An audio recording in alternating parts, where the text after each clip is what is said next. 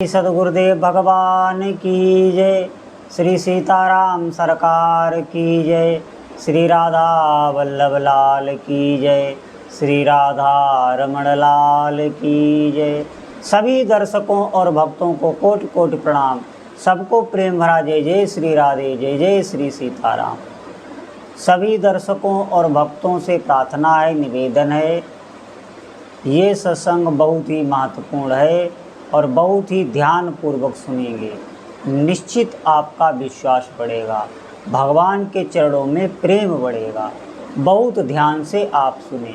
आप कैसे भी दुखों से व्याप्त हों, कैसे भी संकटों से घिरे हों, आप बहुत ध्यान पूर्वक सुने। कुछ भाई बहन नाम जप के महत्व को नहीं समझने के कारण वे नाम जप की निंदा करते। वे कहा करते हैं कि राम राम करना और टाएं टाएं करना एक समान ही है। साथ ही यह भी कहा करते हैं कि नाम जप के ढोंग से आलसी बनकर अपने जीवन को नष्ट करना है। इसी तरह की और भी अनेकों बातें लोग कहा करते हैं। ऐसे भाइयों से मेरी प्रार्थना है कि बिना ही जांच किए इस प्रकार से नाम जप की निंदा करना अगर आप करेंगे तो आपके हृदय में अश्रद्धा उत्पन्न हो जाएगी।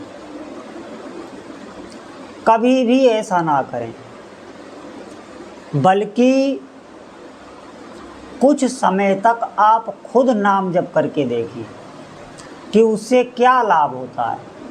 व्यर्थ ही निंदा या उपेक्षा करके आप पाप के भाजन ना बने।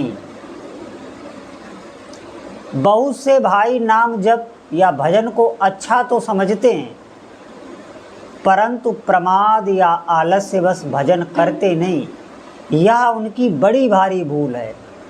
इस प्रकार दुर्लभ परंतु क्षणभंगुर मनुष्य शरीर को प्राप्त करके जो भजन में आलस्य करते हैं, उन्हें और क्या कहा जाए।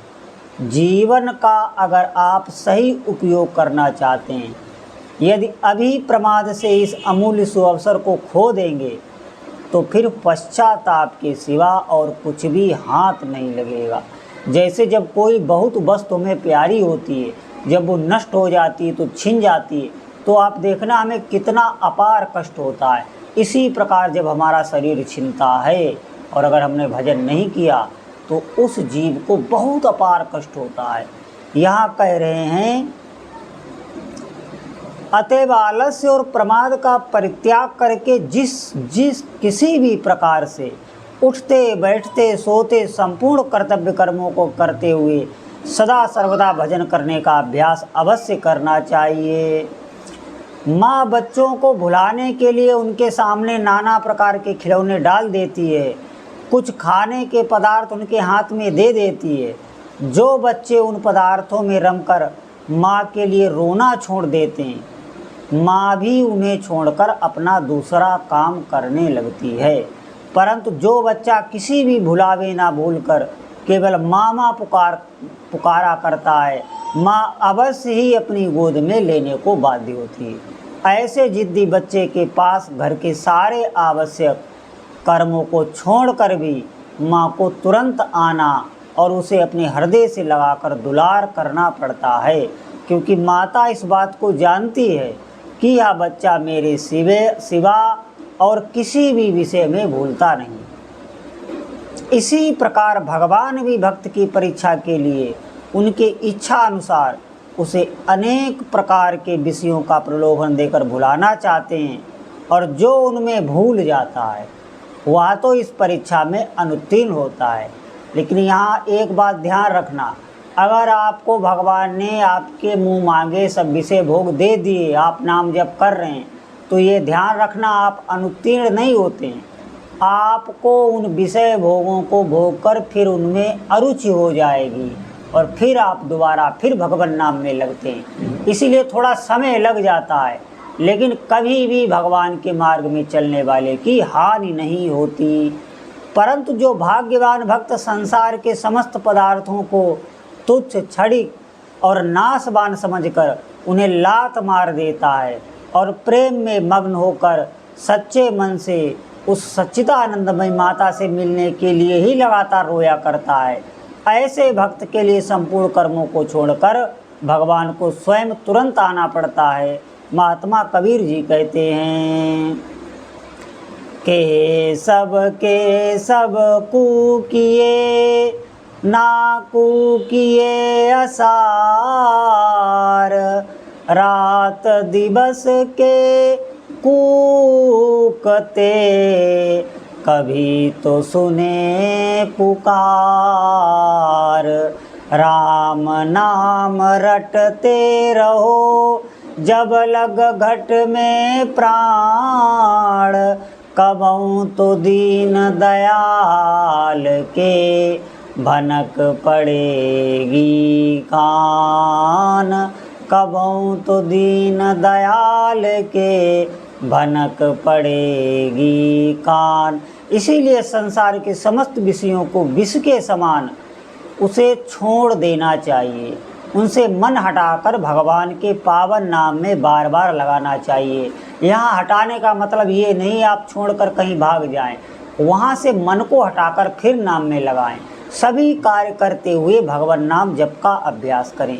ये बात पहले ही बताई जा चुकी है। जो परमात्मा के नाम का जप करता है, दयालु परमात्मा उसे शीघ्र ही भवबंधन से मुक्त कर देती है। यदि यह कहा जाए कि ईश्वर न्यायकारी है, भजने वालों को ही पापों का नाश करके उसे अपने पास बुलाते, अपनी शरण में ले लेते हैं, फिर उन्हें दयालु क्यों कहा जाता है? ये तो स्वार्थी हैं।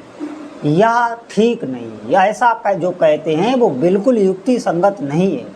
संसार के बड़े बड़े राजा महाराजा अपने उपासकों को बाह्य धन, बाह्य पदार्थ देकर संतुष्ट करते हैं, परंतु भगवान ऐसा नहीं करते।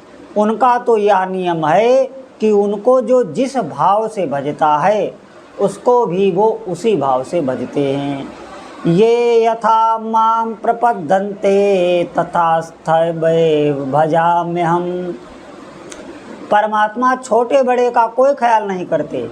एक छोटे से छोटा व्यक्ति परमात्मा को जिस भाव से भजता है, उनके साथ जैसा बर्ताव करता है, वे भी उसको वैसे ही भजते हैं और वैसा ही बर्ताव करते हैं।